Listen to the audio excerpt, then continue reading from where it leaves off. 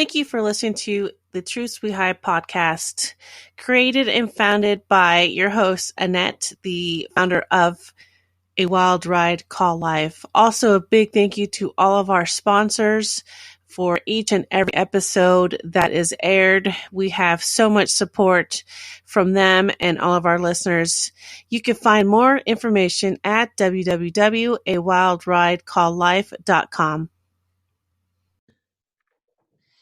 Hey everyone, welcome to another episode of the True Sweet High podcast. Today's guest is Cori Myka, and she is the founder of Orca Swimming School. And I just want to tell you really quick. So I was doing some research, of course, and this swim school is not like any other school that is out there. And that's why I think I was so drawn to it. First off, under the title on her website, Healing Fear in Warm Water. That right there was like absolutely just intrigued. So I can't wait for Cori, I apologize, to share her story and her why, because already it's such a beautiful mission. So thank you so much, Cori, for being on here today, and I can't wait for you to share your story with our listeners. Thank you. Yeah, I'm excited to be here. So your why, you stated, it's to provide grace to see the perfect light in everyone and help us find our lion voice of truth. So the swim school, how do you do that for people? I think it's amazing. Yeah, so we work specifically with adults, and specifically with adults who are overcoming fear in water or beginning swimming. They kind of go hand in hand. And there's a lot, when an adult doesn't know how to do something like swim, there's a lot of shame and embarrassment, and this idea like, well, everybody knows how to do this, or everybody, why can't I, and all those kinds of feelings. And people have lots of different experiences as to why they don't know how to swim as an adult. But and this is the place where we see everybody as perfect and whole. It's okay. Whatever you come with, whatever your experience is or lack of experience, that you are exactly perfect as you are right now. And that's where this piece of seeing everybody perfect and whole. And it's our job to help have that grace and like help them find their own voice, their own voice of truth. Of like, this feels good, this feels safe, this is a space I can learn and explore in and really become the swimmer that we were all born to be. So that's how we carry that out in the water. Yeah. And so when these adults come to you, are they looking to overcome their fear in the water, or is there something more that they're looking at, that they're trying to fix? Well, they come to us because they want to know how to swim. And they, like I said, they feel embarrassed or ashamed. And oftentimes, not all of them come to us saying, I'm afraid. Most of them come and say, well, I love the water. We're very attracted to the water. It's we take vacations near the water. We want to have a view of the water, right?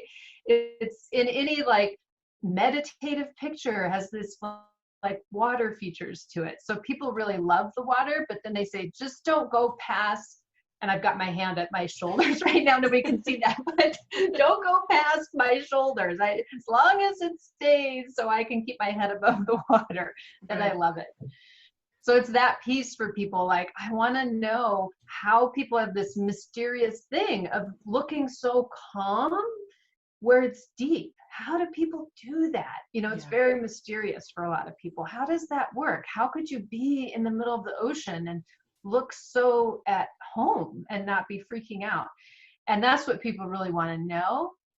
And as it turns out, the skills that it takes to do that, to be calm in deep water, is the same skills that I use in other areas of my life, in other things that are challenging, and other things that are scary, and other ways that I push myself. It's the same skill set.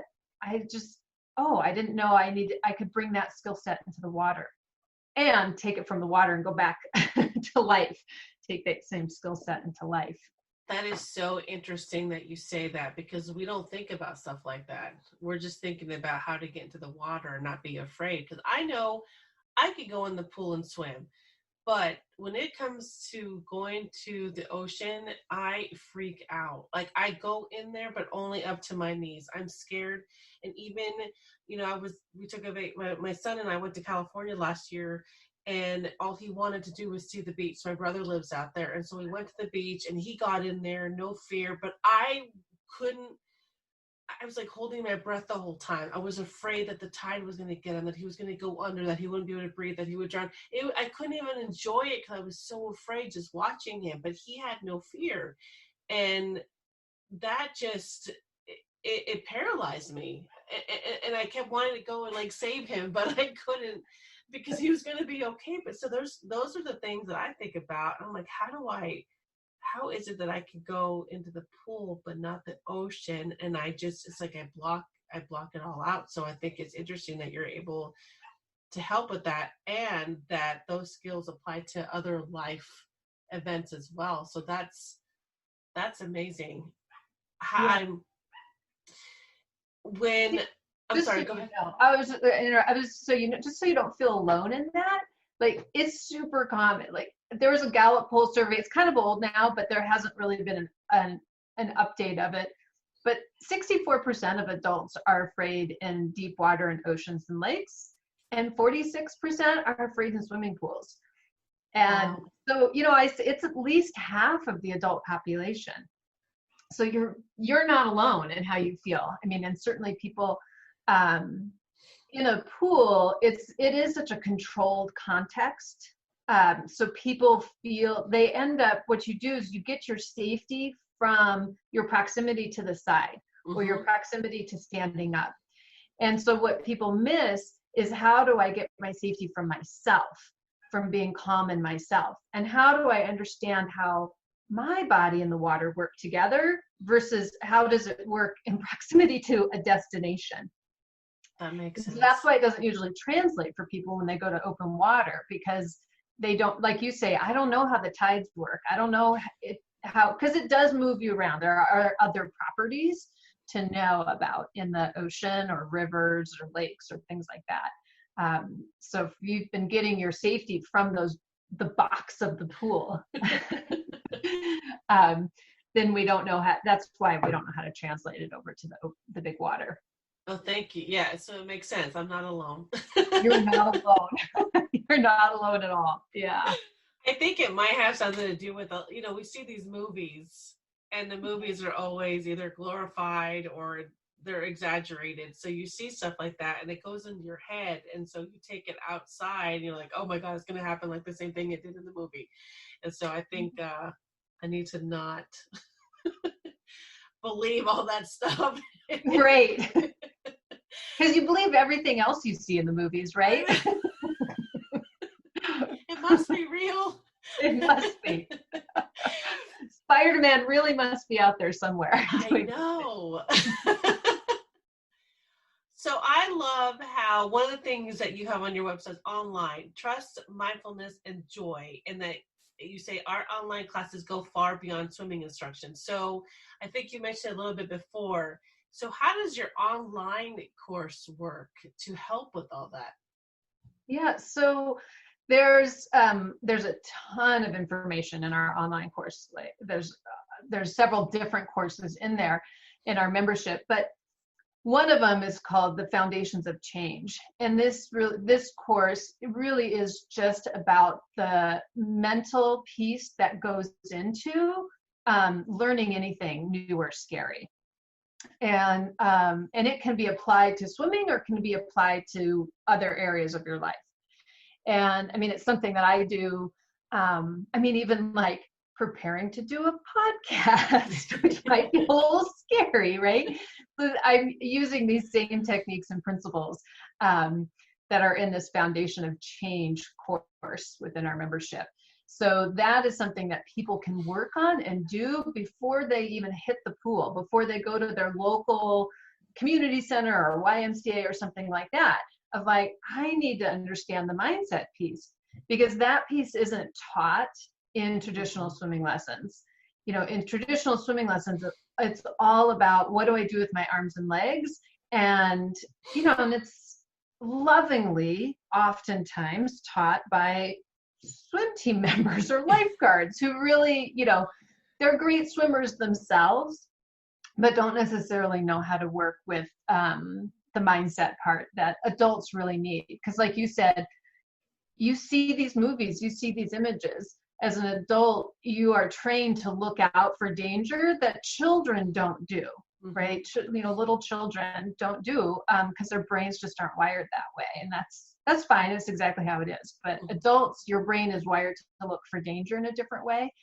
So we need to know how to work with that. Right. And so it doesn't, like you say, leave you paralyzed. So that's a big piece of what that whole foundation of change piece is. And then we break down the steps of swimming into these tiny, tiny steps that we teach in the online course too, that you could go and do one step. It's a tiny step. You learn it at home, and then you go to your local pool or your backyard pool or wherever it is that you would have to practice on your own. And you can implement them. And then we support people with online coaching and that sort of thing and feedback. So all of our material is there that we do hands-on with students, but it's set up in a way for people to do it themselves. That's incredible, because as I'm listening to you talk about this, I'm thinking back to how I learned, and it was basically your parent threw you into the pool. Here you go, just jump. Yeah.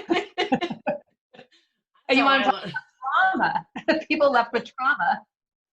Exactly. And luckily my kids took swimming classes, but yeah, those things aren't taught. And so I'm so glad that you're able to offer that now, because as adults we're thinking way too much, and to just be thrown into a pool would not be a good thing. So how did you, now you've been doing this for over 18 years, so how did you even come up with this idea? How were you raised learning how to swim? Yeah, well, I mean, that's a great question of how was I raised learning to swim? Because that, when we talk about why adults don't know how to swim, I mean, it really is about the community and the culture that you were raised with is a huge influence. And so if you don't have swimmer parents, or you don't have parents who, like, that's a part of your family activity, then, when your mother says, okay, well, go to the pool, but don't drown, like, it doesn't help children learn. So, I mean, it was part of my family culture that my parents had friends who had pools, and we would go and, spend our summers there and our vacations there. And they had the money and the time to prioritize formal swimming lessons. So, and then for whatever reason, I just have an innate desire around it as well. It was something that I was called to. I really feel like I was called to. I didn't actually learn to swim in swimming lessons, because I never completed a swimming lesson when I was a kid, because I thought the teachers were being tricky and I didn't trust them. But I would have my mom drop me off at the pool for public swims in the summer, because I loved it. That was my area that I really leaned into. And, kids lean into all different areas, right?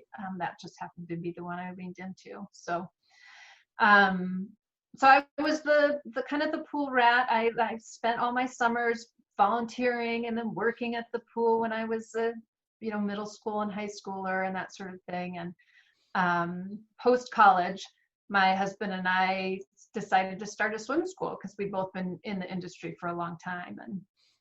And we worked mostly with kids at the time. We worked some with adults. I was sort of better than average with adults, because we were better than average with kids. And we really designed our program. We always knew it had to be about meeting people exactly where they were. We knew the old system of, like, having a checklist of things that they must accomplish, and you